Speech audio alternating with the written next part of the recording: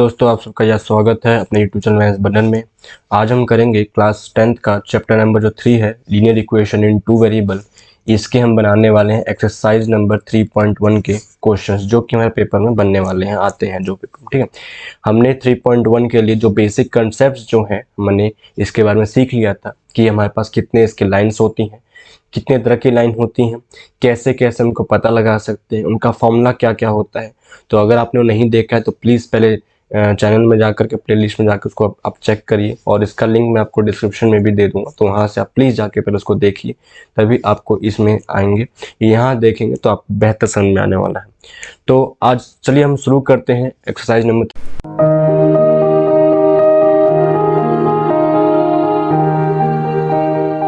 3.1 को। देखिए, हमारे पास ना सबसे पहले मैं वही चीज़ समझाने वाला हूँ जो कि हमारे सबसे पहले इंपॉर्टेंट बनने वाली चीज़ है।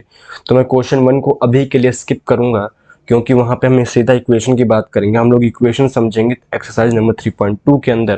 ठीक है, तो वहाँ के लिए उसको छोड़ दे रहा हूँ। क्वेश्चन नंबर जो 2 है हमारे पास, ये हमारे लिए ऐसे इंपॉर्टेंट क्वेश्चन बना के देता है। देखिए, पूछा क्या जा रहा है हमसे, on comparing the ratios A1/A2, B1/B2 and C1/C2, find out whether the line representing following pair of linear equation intersect at a point parallel और कॉन्सिडेंट। पूछना ये चाह रहा है कि भाई जैसे ये मैंने दो इक्वेशन हमने ले रखी हैं, तो अगर मैं A1/A2, B1/B2 एंड C1/C2 को अगर कंसिडर करना चाहें, तो ये दो हर पॉइंट में, हर ऑप्शन में हमें दो क्वेश्चन जो दे रखे हैं, उससे लाइन हमें बन के कैसे देगी, इंटरसेक्ट करेंगी, पैरेलल करेंगी या फिर कोइंसिडेंट करेंगी। तो बस वही बात है, फॉर्मूला हमें पता होना चाहिए। देखिए, हम लोग ऐसे करेंगे, जैसे सबसे पहले क्वेश्चन को उठा लेते हैं, सबसे पहले वाले को। तो यहाँ हमें जैसे कि पहले वाले इक्वेशन को हम वन मान लेते हैं, इक्वेशन पर लिख देते हैं। अपने पास इक्वेशन है 5x minus 4y plus 8 is equal 0, इसको मान लेते हैं पहला इक्वेशन। एंड सेकेंड इक्वेशन है अपने पास 7x plus 6y minus 9 is equal 0, ये हमारे पास सेकेंड इक्वेशन। हम लोग क्या करेंगे, पहले इक्वेशन से तीन चीज निकालेंगे। हम लोग निकालेंगे भाई A1, B1, C1, उसी तरह A2, B2 और C2। ये तीन चीज हम दोनों इक्वेशन निकालने वाले हैं। A1 की वैल्यू वो होती है जो x का वेरिएबल होता है, B1 की वैल्यू y का वेरिएबल होता है, और साइन अगर नेगेटिव में है तो वो भी हमें कंसिडर करना पड़ेगा। एंड C1 की वैल्यू कांस्टेंट वैल्यू जो होती है, जिसके साथ कोई वेरिएबल यूज नहीं किया जाता है। ये चीज हमने उसमें पहली वाले पार्ट में देखा था। तो A1 की वैल्यू मेरे पास पहले वाले इक्वेशन के हिसाब से 5 आ जाएगी, B1 की वैल्यू माइनस का 4 हो जाएगा, एंड C1 की वैल्यू 8 आ जाएगी। सेम एज A2 की value from the second equation हमारे पास 7 आ जाएगी, B2 की वैल्यू 6 हो जाएगी, एंड C2 की वैल्यू बस -9 हो जाएगी। अब हम करने वाले हैं A1/A2, जिसकी वैल्यू आ रही है अपने पास 5.7। अगर ये सिंपलेस्ट फॉर्म में हो सकता है, मतलब अगर ये काट पीट के हम छोटा कर सकते हैं, तो छोटा करना पड़ेगा हमें। उसी तरह फिर हम B1/B2 की बात करते हैं। B1/B2 की वैल्यू आ जाएगी अपने पास -4/6, मतलब कि B1/B2 की वैल्यू जो आने वाली है माइनस का 2/3 आ जाएगी।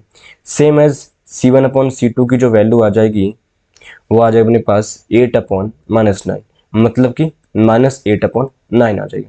तो देखिए, यहाँ से हमें समझ में ये आ रहा है कि भाई A1/A2 जो हो रहा है ना, वो नॉट इक्वल टू हो रहा है B1/B2 के साथ, मतलब कि नॉट इक्वल टू का मतलब हमने ये देखा था कि ये चीज यूनिक सॉल्यूशन बनाने वाला है। यूनिक सॉल्यूशन मतलब कि इसकी सिर्फ एक ही लाइन, एक ही इक्वेशन बनने वाले, x की एक वैल्यू बनेगी, y की एक वैल्यू बनेगी। दूसरी चीज, हमें जो क्वेश्चन पूछा गया इंटरसेक्ट एट अ पॉइंट और नॉट, मतलब लाइन कैसे बनने वाली, तो ऑब्वियस सी बात है कि यूनिक सॉल्यूशन में देखा था कि ये ना इंटरसेक्टिंग बनाएगा, इंटरसेक्टिंग लाइन्स बनाने वाली है, इंटरसेक्टिंग लाइंस को बनाने वाली है। ठीक है, तो ये चीज हमने देख लिया। बस ऐसे ही हमें सारे क्वेश्चन बनाने हैं। अब देखते हैं सेकंड पार्ट की तरफ बढ़ते हैं। सेकंड पार्ट में हमें दूसरा क्वेश्चन जो दे रखा है, उसमें हम पहले पार्ट को पहला ले लेंगे, पहले इक्वेशन को हम लोग फर्स्ट ले लेते हैं, इसको हम फर्स्ट ले लेंगे, इसको हम सेकंड कंसिडर कर लेते हैं। तो फ्रॉम द फर्स्ट इक्वेशन हम लोग क्या लेंगे, A1 की वैल्यू, एक मिनट रुकिए, इसको मैं दूसरा पेन लेते हैं एक बार। हाँ, तो हमारे पास A1 की वैल्यू आ जाएगी 9, B1 की वैल्यू आ जाएगी 3, C1 की वैल्यू आ जाएगी 12। उसी तरह A2 की वैल्यू आ जाएगी 18, B2 की वैल्यू आ जाएगी 6, एंड C2 की वैल्यू आ जाएगी 22। 4, ये बात आ गई। बात वही करना है, हमें दोबारा से रेशियो निकालने, A1/A2 की वैल्यू होगी 9/18, जिसको सॉल्व करने के बाद 1/2 आंसर आ गया। सेम एज B1/B2 की जो वैल्यू आ रही है वो आ जाएगी 3/6, इसको सॉल्व करने के 1/2 आंसर आ रहा है।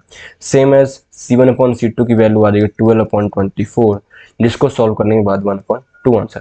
तो यहाँ से हमें समझ में आ रहा है कि भाई A1/A2 वैल्यू 1/2, यहाँ भी 1/2 एंड यहाँ भी 1/2, तीनों जने ही बराबर आ गए।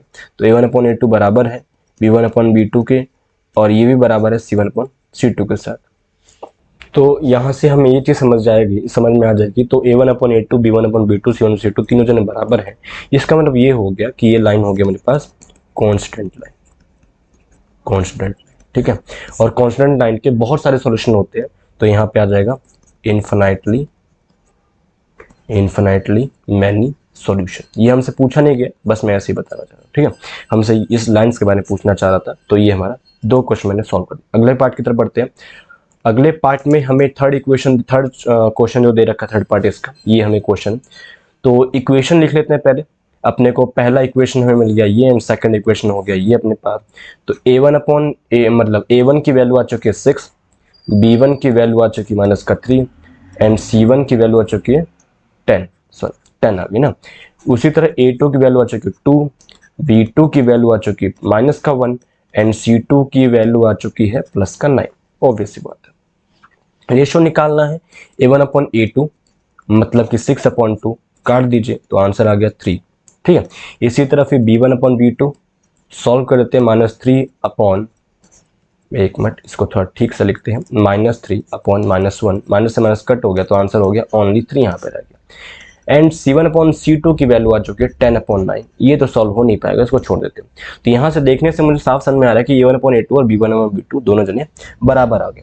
भाई बराबर आ गए तो मैं इसको लिखूँ कैसे कि A1/A2 बराबर है B1/B2 के साथ, but not equal to C1/C2, है कि नहीं। तो ऐसा कंडीशन कौन देता था? ऐसा कंडीशन हमें देता था पैरेलल लाइन, ऐसा कंडीशन हमें देता था पैरेलल लाइन। और पैरेलल लाइन के सॉल्यूशन नहीं होते हैं, क्यों नहीं होते हैं? नो सॉल्यूशन होगा ना यहाँ पर, क्यों नहीं होते हैं? तो आपको पहली पार्ट में हमने समझाया था, ठीक है। तो ये हमारे 3 पार्ट बन चुके हैं इसके। नेक्स्ट क्वेश्चन की तरफ बढ़ते हैं। नेक्स्ट क्वेश्चन में हमसे पूछा ये जा रहा है कि on comparing the ratio this find out whether the following pair of linear equation are consistent और इनकंसिस्टेंट। तो हमसे 2 बात पूछी गई है, कंसिस्टेंट है भैया कि नहीं है। बहुत सिंपल सा क्वेश्चन है। तो कंसिस्टेंट का मतलब क्या होता है? देखिए हमने ना फर्स्ट पार्ट में ये सीखा था कि जो भी इक्वेशन आपको सॉल्यूशन ला के देता है, जस्ट लाइक कि हमने ये देखा था कि यूनिक सॉल्यूशन को और इन्फिनाइटली मैनी सॉल्यूशन, ये दोनों जने हमें कुछ ना कुछ x और y की वैल्यू कुछ ना कुछ ला के देते हैं। इसका मतलब जो हमें सॉल्यूशन ला के देते हैं ना, उसको हम कंसिस्टेंट के नाम से जानते हैं। लेकिन जो लोग सॉल्यूशन ला के नहीं दे सकते, जस्ट लाइक पैरेलल लाइंस जो होते हैं, पैरेलल लाइन को हम लोग नो सॉल्यूशन नाम जानते हैं। इसका मतलब ये हो जाएगा हमारे पास इनकंसिस्टेंट, ये हमारा इनकंसिस्टेंट है। यही चीज़ हमें यहाँ पे करनी है। तो सबसे पहले हमें वही रेशियो तो निकालने ही पड़ेंगे, फिर हम देखेंगे क्या कंडीशन बना रहा है, लाइन कौन सी बन रही है, और लाइन के हिसाब से फिर हम बताने वाले हैं कि ये कौन सा कंसिस्टेंट और कौन सा इनकंसिस्टेंट। बहुत सिंपल क्वेश्चन। तो देखिए पहले इक्वेशन में से लेते हैं भाई। पहले इक्वेशन में से हमारे पास A1 की वैल्यू बन जाएगी 3, B1 की वैल्यू बन जाएगी 2, एंड C1 की वैल्यू बन जाएगी 5। सेम एज A2 की वैल्यू बन जाएगी 2, B2 की वैल्यू बन जाएगी -3, एंड C2 की वैल्यू बन जाएगी 7। ठीक है, निकाल दीजिए, रेशियो निकाल लेते हैं। A1/A2 ये बराबर आ चुका है 3/2 के, B1/B2 ये बराबर आ चुका है 2/-3 के, एंड C1/C2 ये वैल्यू आ चुकी है बराबर 5.7 के। यहाँ से भाई समझ में ये आ रहा है कि A1/A2 not equal to B1/B2 है। ये चीज़ है भाई, दोनों जने जब बराबर ही नहीं है, इसका मतलब यूनिक सॉल्यूशन बनेगा, मतलब कोई ना कोई सॉल्यूशन तो बनना था, और सॉल्यूशन बनना था, इसका मतलब ये क्या है? कंसिस्टेंट है। ये चीज इसका सॉल्यूशन होगा। सेकंड पार्ट की तरफ बढ़ते हैं। सेकंड पार्ट में हमसे पहली बात वही करेंगे, A1/A2 निकाल लेंगे। A1 निकालते हैं, यहाँ से 2 निकल जाएगा, B2 निकालते हैं, हमारा इसका 3 आ गया, एंड C1 सॉरी मैंने यहाँ B2 लिख दिया, B1 लिखना चाहिए था, एंड C1 की वैल्यू आ चुकी है ओनली 8। सेम एज A2 की वैल्यू आ चुकी है 4, B2 की वैल्यू आ चुकी है -6, एंड C2 की वैल्यू आ चुकी है 9। a1/a2 निकालते हैं यहाँ से। a1/a2 की वैल्यू 2/4, सॉल्व करने के बाद 1/2 आंसर आ गया। इसी तरह b1/b2 की वैल्यू आ चुकी है -3/6, सॉल्व करने के बाद ये भी 1/2 आंसर आ चुका है। सेम एज c1/c2, इसकी वैल्यू 8/9 आ चुकी है। ठीक है, ये कटेंगे तो है नहीं। अब हमें ये देखना है कि इनके रेशियो बराबर आ रहे हैं कि नहीं आ रहे। तो हमें सॉल्यूशन ये समझ में आ रहा है कि a1/a2 इक्वल है b1/b2 के साथ, but not B equal to c1/c2। मतलब ये पैरेलल सॉल्यूशन बनाने वाले हैं, और पैरेलल सॉल्यूशन के सॉल्यूशन नहीं होते हैं, नो सॉल्यूशन होता है। इसका मतलब ये वाला क्वेश्चन हमारे पास, ये वाला पार्ट हमारे पास इनकंसिस्टेंट की फॉर्म में रहने वाला है। ये हमारे पास इसका सॉल्यूशन है। नेक्स्ट पार्ट की तरफ बढ़ते हैं। नेक्स्ट पार्ट हमें फ्रैक्शन में दे रखा है, तो ये क्वेश्चन हमारे पास पेपर के लिए कह लीजिए, अपने आपके स्कूल के पेपरों के लिए इंपॉर्टेंट बन जाता है। फ्रैक्शन का पार्ट दे रखा है। देखिए, पहला जो एक हमारी इक्वेशन गिवन है, पहले ही जो हमें थर्ड पार्ट में पहला जो इक्वेशन गिवन है, वहां से हम a1 निकालते हैं। a1 की वैल्यू हमारे पास बन रही है 3/2, b1 की वैल्यू बन रही है 5/3 एंड c1 की वैल्यू बन रही है 7। सेम एज a2 की वैल्यू बन रही है 9, b2 की वैल्यू बन रही है -10 एंड c2 की वैल्यू बन रही है 14। ये बात हमें मिल गई है ना। तो अब निकालते हैं भैया रेशियो। a1/a2 की वैल्यू आ चुकी है 3/2/9। ठीक है, अब देखिए 3 यहाँ पर वैल्यू बन गई ना। तो मैं इसको ऐसे समझाता हूँ अपने स्टूडेंट्स को कि भैया हमें है ना, जो मेन डिवाइड वाली लाइन होती है, मेन डिवाइड जैसे इस कंसिडर यहाँ पे कंसिडर करें, मेन डिवाइड लाइन ये वाली है ना, तो इस वाली लाइन के ऊपर और नीचे में ना दो दो फ्रैक्शन होने चाहिए, मतलब फ्रैक्शन कंप्लीट होने चाहिए। दो ऊपर दो नीचे नंबर। तो ऊपर में तो मुझे पता है 3 और 2 है, 2 नंबर प्रेजेंट, नीचे में एक ही नंबर है। तो भाई ये मैथ्स में ना जहाँ पे कुछ नहीं होता, वहां पे नीचे हम लोग 1 लगा देते हैं। बहुत सिंपल सी बात है। अब बन गए 4 मंजिल, बन गई 4 क्वेश्चन हो गए, मतलब 4 वैल्यू बन गई ना। अब इसको सॉल्व करने का तरीका ये होता है कि ऊपर वाली वैल्यू को तो ऐसे ही कंसीडर कर लो, ऐसे ही रख लो आप, है ना। बट नीचे वाली वैल्यू जो 9/1 था ना, इसको उल्टा करके रेसिप्रोकल करके मल्टीप्लाई करा दीजिए। ये बात, इसको ऐसे सॉल्व किया जाता है। बस इसी को सॉल्व कर दीजिए, आंसर हो गया। ये हो गया मेरे पास 3 पर, ये चला गया 3 पर, ये चला गया 1 पर, मतलब आंसर हो गया 1/6 का।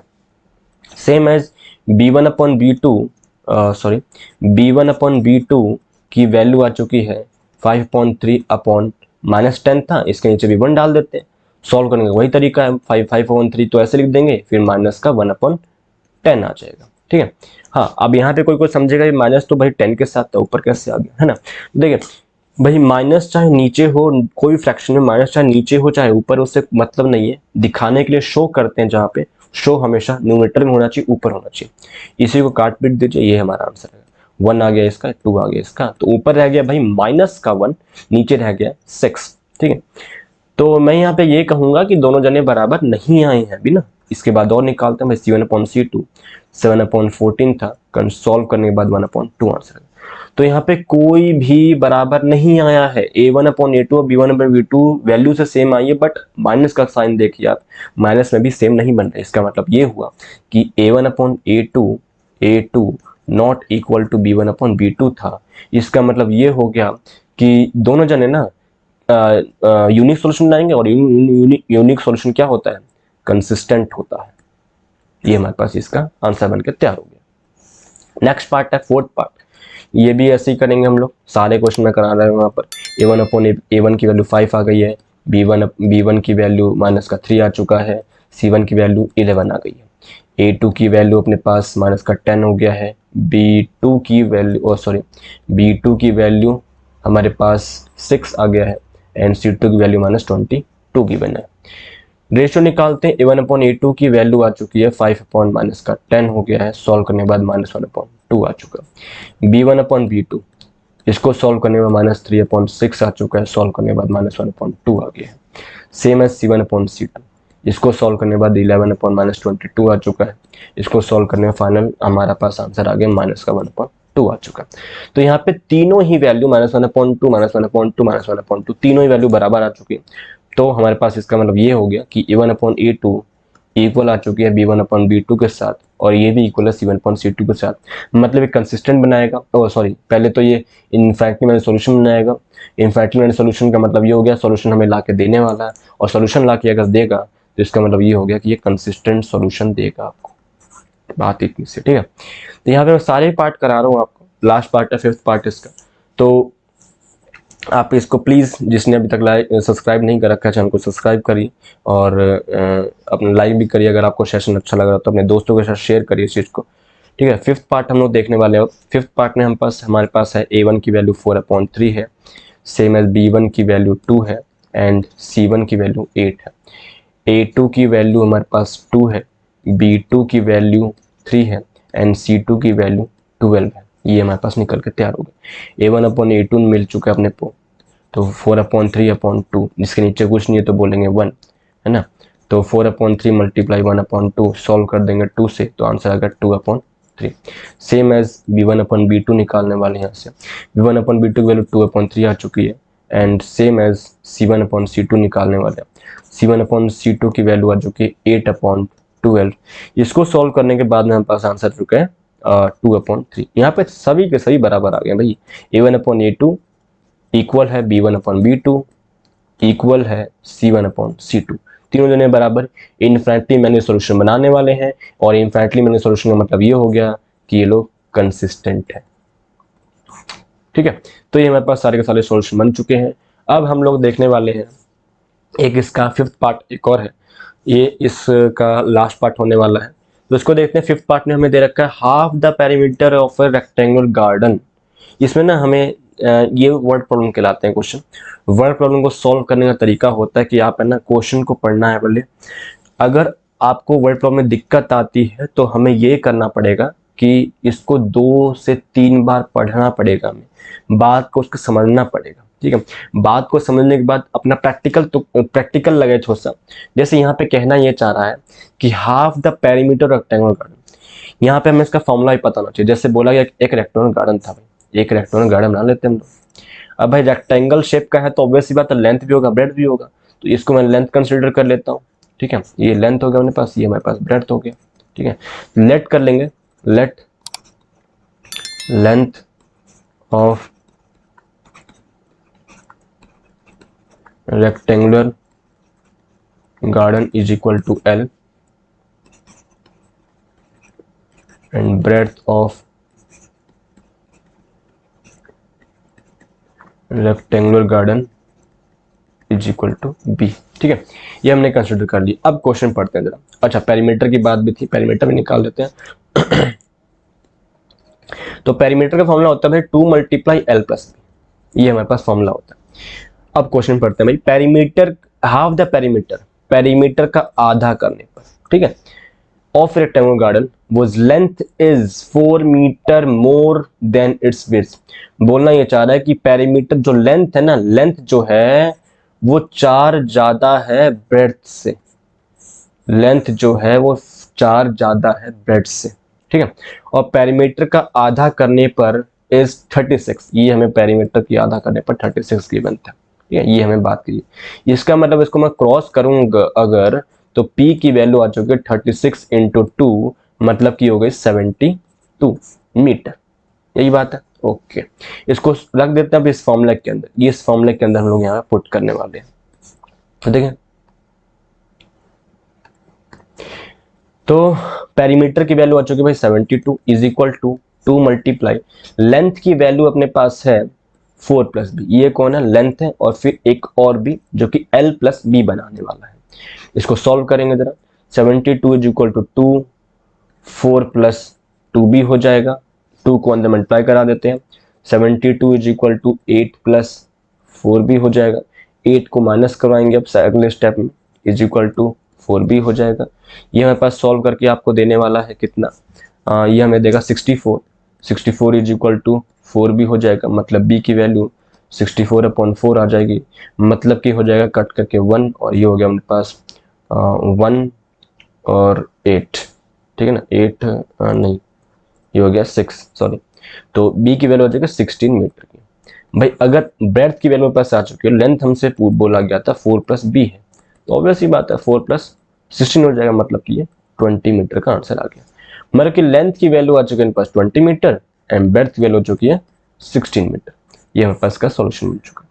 बहुत सिंपल क्वेश्चन होते हैं इन सब चैप्टर के। इतना ही हमारा आज का काम। ठीक है, अगले पार्ट में हम लोग, अगले वीडियो में हम लोग इसके सॉरी जो लीनियर इक्वेशन को सॉल्व करने के तरीके होते हैं, एलिमिनेशन सब्स्टिट्यूशन तरीका जो है हमारे पास वे जो है जिससे हमें किसी भी इक्वेशन की वैल्यू को निकाल सकते हैं, वो हम तरीका देख लेंगे। ठीक है, फिर हम लोग उसके अगले वीडियो में उसका पाथ भी करेंगे, क्वेश्चन बनाएंगे उसका इसी तरह ही। तो चैनल को प्लीज सब्सक्राइब करिए। अगर आपको सेशन अच्छा लगा तो आप डिसलाइक भी कर सकते हैं और अपने दोस्तों के साथ शेयर करिए। आज के लिए इतना ही, थैंक यू।